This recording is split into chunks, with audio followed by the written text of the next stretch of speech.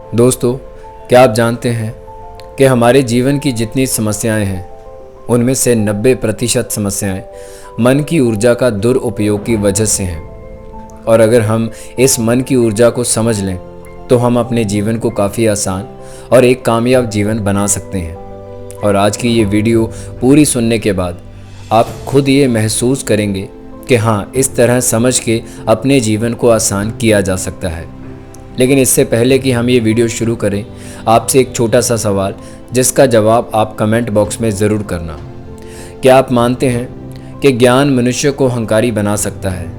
और अगर आपका जवाब है हाँ, तो ज्ञान कैसे प्राप्त किया जाए कि मनुष्य में अहंकार ना आए? शुरू करते हैं हमारी आज की वीडियो। दोस्तों, मनुष्य का जीवन बेहतरीन बनाने में मन का बहुत महत्वपूर्ण योगदान है। यहाँ पहले तो ये बात क्लियर कर लेते हैं कि वास्तव में मन है क्या, वॉट इज़ माइंड, और इसमें कौन कौन सी शक्ति है।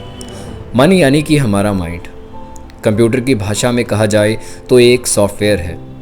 और मगज यानी कि हमारा ब्रेन, कंप्यूटर की भाषा में बात करें तो वो एक हार्डवेयर है। मगज एक भौतिक चीज़ ही जैसा है।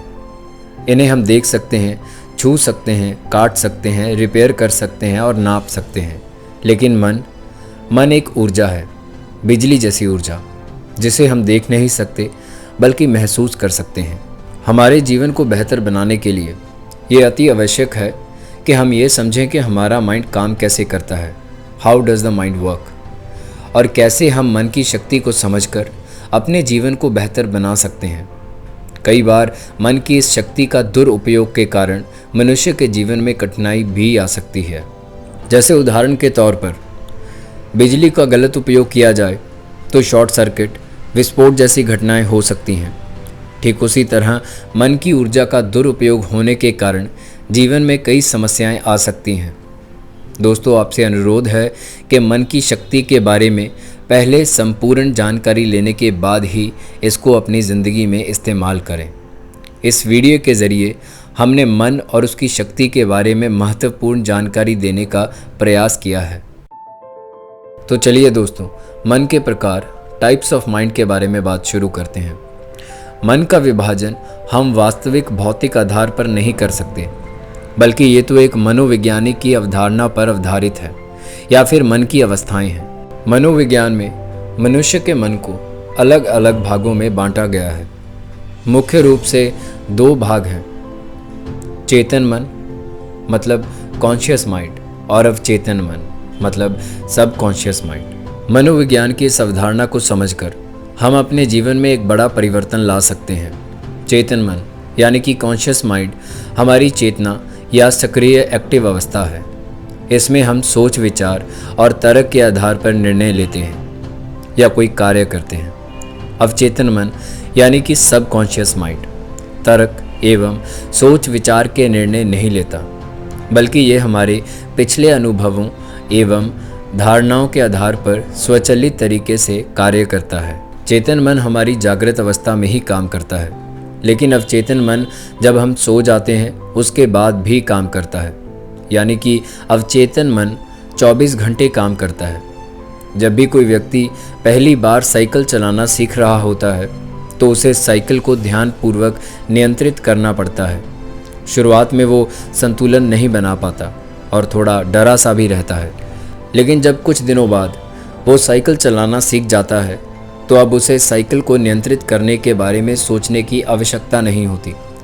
अब साइकिल अपने आप नियंत्रित हो जाता है और अब तो वो मित्रों के साथ बातचीत करते हुए या कोई और कार्य करते हुए भी साइकिल चला लेता है। शुरुआत में जब व्यक्ति पहली बार साइकिल चलाना सीख रहा होता है तो वो अपने चेतन मन का इस्तेमाल करता है, यानी कि कॉन्शियस माइंड का। लेकिन जब बार बार साइकिल चलाने की प्रैक्टिस करता है तो अब ये अनुभव उसके अवचेतन मन में स्टोर होने लगते हैं और धीरे धीरे अवचेतन मन चेतन मन की जगह ले लेता है। हमारा अवचेतन मन यानी कि सब कॉन्शियस माइंड एक ऑटो पायलट सिस्टम की तरह है जो अपने आप स्वचालित तरीके से कार्य करता है। सभी स्वचालित कार्य जैसे सांस लेना, दिल धड़कना, ये सब कार्य अवचेतन मन के द्वारा ही किए जाते हैं। हमारी आदतें एवं रोज़ बरोज़ की सभी कार्यों में अवचेतन मन का महत्वपूर्ण योगदान होता है। अब हम यहाँ चेतन मन के कार्य और उनकी शक्ति के बारे में बात करेंगे। तो आइए जानते हैं कि चेतन मन के कार्य कौन से हैं। सेंसेशंस पर नियंत्रण। हमारी आंखें, नाक, कान, जीभ, त्वचा, ये सारी इंद्रियों पर नियंत्रण हमारा चेतन मन ही करता है। मूवमेंट। चेतन मन को हम ऑर्डर दे सकते हैं कि हमारे शरीर को हमारी इच्छा मुताबिक इधर उधर कर सकते हैं। यह हिलना डुलना हमारा चेतन मन का ही कार्य है। थॉट्स। विचार करना, ये एक चेतन मन का कार्य है। जब हम सुबह उठते हैं तभी से हमारे मन में विचार शुरू हो जाते हैं और जब सो जाते हैं तो विचार बंद हो जाते हैं, क्योंकि चेतन मन नींद में काम नहीं करता। तर्क करना, लॉजिक। कोई भी कार्य के बारे में सवाल करना, जैसे कि ये क्या है, ये कैसे हो सकता है, ये सब तर्क जो हैं ये चेतन मन ही करता है। एनालिसिस। किसी भी चीज़ का एनालिसिस चेतन मन के द्वारा ही किया जाता है। इंटरप्रिटेशन मतलब व्याख्या। चेतन मन ही किसी भी चीज़ की व्याख्या करता है। चेतन मन से सही अपॉर्चुनिटी का जानना संभव होता है। सही और गलत की परख मतलब जजिंग। क्या सही है और क्या गलत है, ये चेतन मन पर ही होता है। डिसीजन मतलब निर्णय। सच गलत जानने के बाद सही निर्णय लेना, ये भी चेतन मन के द्वारा ही किया जाता है। अमल करना मतलब एक्शन। एक बार निर्णय लेने के बाद उसका अमल करना चेतन मन से ही होता है। किसी भी चीज़ का चयन, जैसे कि क्या करना है, क्या देखना है, क्या खाना है, क्या खरीदना है, ये सब चेतन मन ही तय करता है। इच्छा मतलब डिज़ायर। किसी भी चीज़ के काम के प्रति इच्छाएं जागना चेतन मन का ही कार्य है। एक आखिरी और सबसे महत्वपूर्ण कार्य, अवचेतन मन के द्वार पर पहरेदारी देता है चेतन मन। कोई भी गलत विचार या बात हमारे अवचेतन मन यानी कि सबकॉन्शियस माइंड में ना जाए, इसलिए चेतन मन उसकी चौकीदारी करता है और ऐसे खराब और नकारात्मक विचारों को अवचेतन मन में ना जाने से रोकता है। दोस्तों, अब हम बात करेंगे अवचेतन मन के कार्यों के बारे में। हलन चलन और संवेदना, ये दोनों कार्य हमारा चेतन और अवचेतन मन करता है। जब हम जागृत अवस्था में होते हैं तब हमारे शरीर का चाल चलन और संवेदना पर पूरा काबू हमारे चेतन मन के पास होता है, और जब हम सो जाते हैं तब ये काम हमारा अवचेतन मन करता है। रिफ्लेक्सेस। अवचेतन मन की ये शक्ति हमें आपातकालीन स्थितियों से बचाती है। जैसे अग्नि पर पैर पड़े तो अचानक हटा लेते हैं, सांप देखकर उल्टे ही भाग खड़े होते हैं, सीढ़ी से गिरते गिरते संभल जाते हैं। दोस्तों, ईश्वर ने हमारे मन मस्तिष्क में एक ट्रांसमीटर और एक रिसीवर फिट कर रखा है, जो इतना शक्तिशाली है कि पूरे ब्रह्मांड में इतनी शक्तिशाली मशीन किसी इंसान ने नहीं बनाई होगी। लेकिन हम इस मशीन को चलाना नहीं जानते, इसलिए इसकी शक्तियों से अनजान हैं। इस पद्धति का उपयोग करके हम दूसरे लोगों की मन की बात तक जान सकते हैं। इस पद्धति को सीखने की पूरा प्रोसेस आगे के चरण में अलग से बताया गया है। मेमोरी पावर मतलब याद शक्ति। याद शक्ति के 3 स्टेप होते हैं: रजिस्टर, रिस्टोरेज और रिकॉलिंग। रजिस्टर और रिकॉलिंग चेतन मन का विषय वस्तु है, जबकि स्टोरेज अवचेतन मन से जुड़ा होता है। यदि स्टोरेज सही से हुआ हो तो रिकॉलिंग आसान हो जाता है। आगे के चरण पर हम याद शक्ति के बारे में विस्तार से बात करेंगे, जो काफ़ी मददगार रहेगा। अगला काम जो अवचेतन मन करता है, अंतरात्मा की आवाज़। जब भी हम कोई गलत कार्य करते हैं तो अंदर से आवाज़ आती है कि ये काम गलत है। भगवान ने इंसान को गलत कार्य से रोकने के लिए उसके भीतर एक रडार सेट कर रखा है, जो अवचेतन मन के द्वारा नियंत्रण में आता है। त्रिकाल ज्ञान। हमारे अवचेतन मन से भूत, भविष्य और वर्तमान कुछ भी नहीं छिपा है। ये त्रिकालदर्शी है। ये भविष्य की घटनाओं को भांप लेता है और कभी कभार हमें चौकन्ना भी कर देता है। संजय ने महाभारत की भविष्यवाणी इसी के आधार पर की और इसी के आधार पर नॉस्ट्रैडमस इतना प्रसिद्ध हुआ। EQ यानी कि इमोशनल क्वोशेंट, भावना का गुणांक। उच्च IQ ही सफलता का मानक नहीं है, बल्कि EQ व्यक्ति को सफल बनाता है। उच्च शिक्षित व्यक्ति कभी कभार कम EQ के कारण संस्था को बड़ी हानि पहुंचा सकता है। अभिनेत्री दिव्या भारती, हिटलर, गुरुदत्त सब बहुत उच्च IQ के थे, पर इनमें EQ उच्च नहीं था। इन सब ने आत्महत्या की थी। EQ बढ़ाने के लिए सकारात्मक भावनाओं को बढ़ाना होगा। भावनाएं 2 प्रकार की होती हैं, एक सकारात्मक भावनाएं और दूसरी नकारात्मक भावना।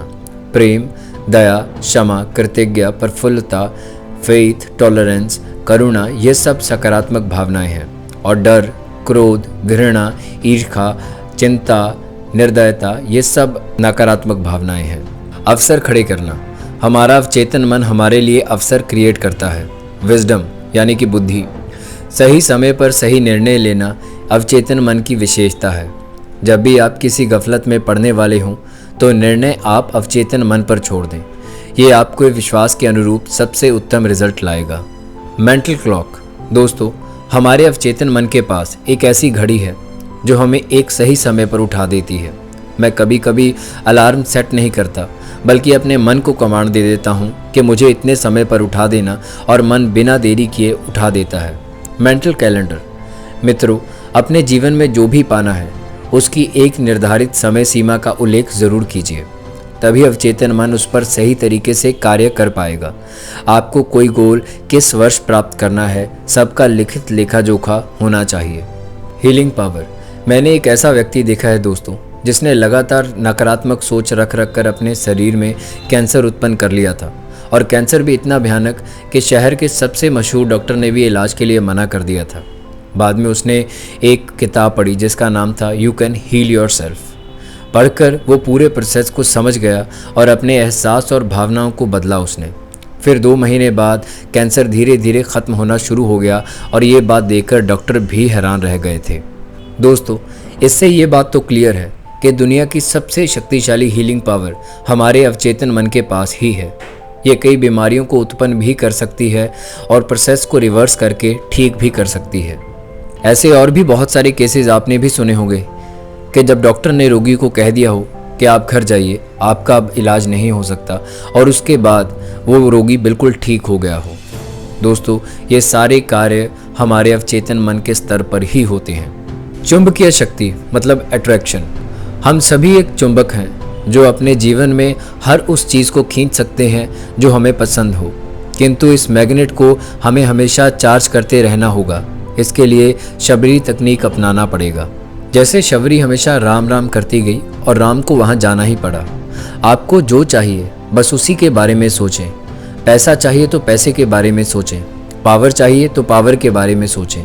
ये हर हाल में आपकी दुनिया में प्रकट होंगे, ये हर हाल में होंगे ही। पेन कंट्रोल, शरीर के किसी भी अंग पर दर्द का काबू हमारे अवचेतन मन के पास ही है। निजी भगवान, दोस्तों हर धर्म में भगवान से हम क्या प्रार्थना करते हैं? प्रेरणा, ऊर्जा और मार्गदर्शन। ये सब अवचेतन मन हमें देता है, इसलिए हम इसे हर एक व्यक्ति का निजी भगवान कह सकते हैं। अपार सर्जन शक्ति, दोस्तों ताजमहल, आईफिल टावर, रिलायंस आदि अपार सर्जन शक्ति की उदाहरण हैं। हम सभी अवचेतन मन का इस्तेमाल करके अपनी मनपसंद सृष्टि निर्मित कर सकते हैं। सारे विश्व के ऊपर असर, जब तानसेन ने दीपक राग गाया तो आग भड़क उठी। ताना रेरे ने राग मल्हार गाया तो बारिश होने लगी। सीता मैया ने एक कमांड से धरती फट गई और सिर्फ राम राम लिखने से पत्थर तैरने लगे। कौन सा विज्ञान ये सब की व्याख्या करता है? ये सब अवचेतन मन की शक्तियाँ हैं। श्री श्री रविशंकर जब बेंगलोर में अंतर्राष्ट्रीय आश्रम में होते हैं तब उनकी ध्यान साधना के वक्त बादल घिर आते हैं। आप कभी भी आश्रम में जाकर ये देख सकते हैं, वहाँ के सांप, बिच्छू, हिंसक जानवरों तक में से हिंसा खत्म हो गई है। वहाँ हमेशा ही हरियाली रहती है। ये श्री श्री रविशंकर महाराज के अवचेतन मन की शक्तियों का एक छोटा सा नमूना है। Control over every part of the body, हमारा अवचेतन मन परम शक्तिशाली है। इसका हमारे शरीर के हर भाग पर काबू होता है। क्रिएटिव थिंकिंग, ऑर्डिनरी थिंकिंग चेतन मन से होती है और क्रिएटिव थिंकिंग अवचेतन मन से। दोस्तों Walt Disney, Pandit Ravishankar, Leonardo da Vinci आदि सभी ने क्रिएटिव थिंकिंग कर दुनिया को अनमोल रत्न दिया है। लियोनार्डो दा विंची को wisest man of the world भी कहा जाता है। एक और कार्य जो हमारे अवचेतन मन के द्वारा किया जाता है, स्वास्थ्य, हेल्थ। जब भी आपसे कोई पूछता है कैसे हो, आप क्या कहते हैं? फाइन। ये कहने का मतलब ये है कि आप अपने अवचेतन मन को कह रहे हैं कि सब ठीक है, कुछ करने की ज़रूरत नहीं है। अवचेतन मन हमारे ऑटोनॉमस नर्वस सिस्टम पर पूरा कंट्रोल रखता है, जो हमारे शरीर के पाचन, श्रवण, हार्मोन पैदा करने आदि के नियंत्रण के लिए जिम्मेदार होता है। जब भी हम चेतन मन के माध्यम से कोई भी नेगेटिव कमांड अवचेतन मन को देते हैं तो बीमारी पैदा होने के चांसेस बढ़ जाते हैं। अच्छे स्वास्थ्य के लिए आप अपने अवचेतन मन को स्वयं अच्छे ही सुझाव देते रहें। आप नीचे दिए गए ऑटो सजेशंस बोल सकते हैं, जैसे मेरा स्वास्थ्य कल जितना अच्छा था आज उससे भी ज़्यादा अच्छा है। हमारे चेतन और अवचेतन मन की विशेषताएं अलग अलग हैं। चेतन मन के पास 10% पावर है और अवचेतन मन के पास 90% पावर। यहाँ ये जानना ज़रूरी है कि मन पानी में रहे बर्फ़ के पहाड़ की तरह है, जिसका मात्र 10% हिस्सा पानी के बाहर रहता है और 90% हिस्सा पानी के अंदर।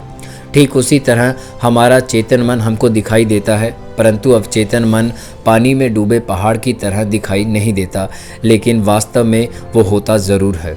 चेतन मन हम जागृत होते हैं तभी काम करता है, लेकिन अवचेतन मन 24 घंटे काम करता है। कोई भी काम करने का आदेश पहले चेतन मन के पास जाता है और उसके बाद वो अवचेतन मन के पास पहुंचता है। इस तरह चेतन मन एक फिल्टर के जैसे काम करता है, जो मिले हुए आदेश में से अच्छे बुरे का फर्क करके ही ज़रूरी सूचना को अवचेतन मन के पास भेजता है। कोई भी लक्ष्य तय करने में चेतन मन इस्तेमाल होता है और अवचेतन मन उस लक्ष्य को पूरा करता है। मन और आत्मा, हमारा अवचेतन मन ही हमारी आत्मा है। जब कोई भी इंसान की आत्मा उसके शरीर को छोड़कर जाती है तब उसकी मौत हो गई, ऐसा कहते हैं। वास्तव में जब अवचेतन मन काम करना बंद कर देता है तभी ऐसा होता है। दोस्तों, मतलब जब शरीर के अंदर की जो क्रियाएं हैं वो हमारे अवचेतन मन के द्वारा होती हैं, जब वो क्रियाएं बंद हो जाएं तभी इंसान की मौत हो गई, ऐसा कहते हैं। दोस्तों, इस तरह हमारा अवचेतन मन ही हमारी आत्मा है और सभी का अवचेतन मन एक अलौकिक शक्ति के साथ जुड़ा होता है, जिसे हम परमात्मा कहते हैं। मन का स्थान, बहुत सारे लोग ये सोचते हैं कि मन हमारे शरीर में कहाँ होता है, तो मैं आपको बता दूं कि मन कोई वस्तु या चीज़ नहीं है जिसे हम भौतिक रूप से देख सकें। सीधे सीधे अर्थों में कहा जाए तो मन एक ऊर्जा है, एक शक्ति है। हमारा चेतन मन का स्थान हमारा ब्रेन, जो कि हमारे सर के अंदर होता है, जबकि हमारे अवचेतन मन हमारे पेट में जठर के पीछे चेतंत्रता की जाली में होता है। उसे हम पेट का मगज, नाभि चक्र के नाम से भी जानते हैं। अब बात करेंगे मन की अवस्थाएं, स्टेट्स ऑफ माइंड। ब्रेन की 4 तरह की तरंगें होती हैं, बीटा, अल्फा, थीटा और डेल्टा। सबसे पहले बात करेंगे बीटा अवस्था की। बीटा तरंगों में हमारा ब्रेन पूरी तरह से सक्रिय रहता है, जिसमें हमारी दिमागी तरंगें 20 से 24 प्रति मिनट तक चल रही होती हैं। ये पूर्ण जागरूक अवस्था है। अगला है अल्फा अवस्था। अल्फा तरंगों में हमारा चेतन मन थोड़ा शांत हो जाता है। इस समय हमारी दिमागी तरंगें 8 से 15 के बीच प्रति मिनट चल रही होती हैं। इसे हम आधी जागी और आधी सोई अवस्था भी कहते हैं। अब बात करेंगे थीटा अवस्था की। थीटा तरंगों में हमारा चेतन मन पूरी तरह से शांत होकर निद्रा में चला जाता है। इसमें हमारी दिमागी तरंगें 5 से 8 के बीच प्रति मिनट चल रही होती हैं। इसे हम पूर्ण निद्रा के अवस्था भी कहते हैं। इस अवस्था में हम खूब सपने देखते हैं। इस अवस्था में हम अपने गहरे अवचेतन मन के नज़दीक होते हैं। डेल्टा अवस्था। डेल्टा तरंगों में हम गहरी निद्रा या गहरी समाधि जैसी अवस्था में पहुंच जाते हैं, जहां हमारे दिमाग की तरंगें पूरी तरह से शांत होकर 3 से 5 के बीच प्रति मिनट चल रही होती हैं। इस अवस्था में हम पूर्ण रूप से बेहोश हो जाते हैं। ये गहरी निद्रा अवस्था 8 घंटे की नींद में मुश्किल से 2 घंटे के आसपास ही मिलती है। इसमें सपने और अवचेतन मन बिल्कुल शांत हो जाते हैं। अवचेतन मन को सुझाव देने के लिए गहरी अल्फा स्थिति ही अपने आप में पर्याप्त है। दिन में जब हम जाग रहे होते हैं तब हमारा चेतन मन कार्यरत होता है, और जब हम रात को सो जाते हैं तब हमारा अवचेतन मन कार्यरत हो जाता है। अब ऐसी परिस्थिति में जब हमें कोई भी बात हमारे अवचेतन मन को पहुंचानी होती है तो हमें ऐसी अवस्था में जाना पड़ेगा जिस अवस्था में हमारे दोनों मन कार्यरत हों, और दोस्तों इस अवस्था को अल्फा अवस्था कहते हैं। अब बात करेंगे अल्फा अवस्था का महत्व, मतलब सिग्निफिकेंस ऑफ अल्फा स्टेट। हमने देखा है कि मन की अल्फा स्टेट का एक विशेष महत्व है। इस अवस्था के कई फायदे हैं, इसलिए दिन में एक बार अवश्य ही अल्फा अवस्था में बैठकर अपने अवचेतन मन को अच्छे सुझाव देने चाहिए।